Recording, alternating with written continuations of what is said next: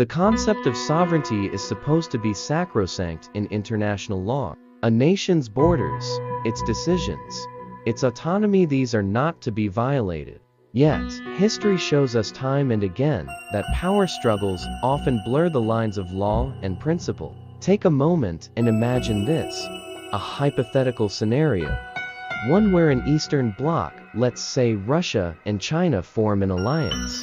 Now, imagine that this alliance begins conducting military exercises on Mexico's border with the United States, a show of power, a challenge. They argue it's all in the name of protecting Mexico's sovereignty or perhaps balancing power in the region.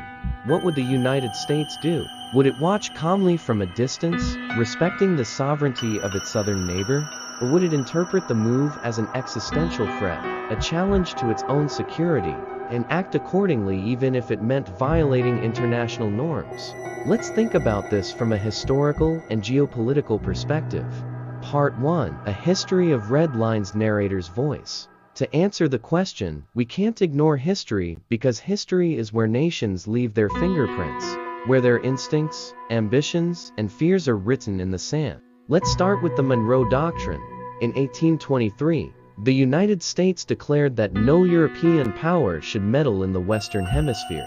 It was a bold statement, a red line, really. The doctrine wasn't about protecting Latin American countries for their sake.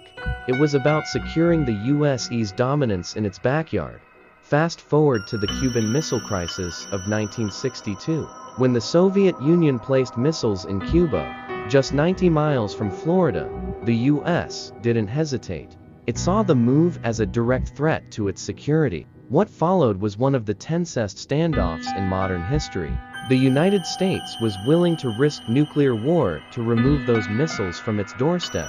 Now compare this to Russia's red line in Ukraine.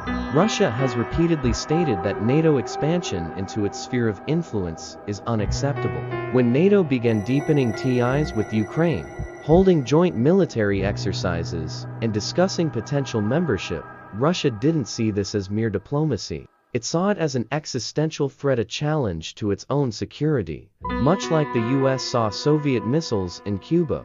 In 2022, that red line was crossed, and Russia invaded Ukraine. The world condemned it as a violation of international law, and rightly so. But here's the uncomfortable truth. Russia's rationale was strikingly similar to the one the US has used to justify interventions throughout its history.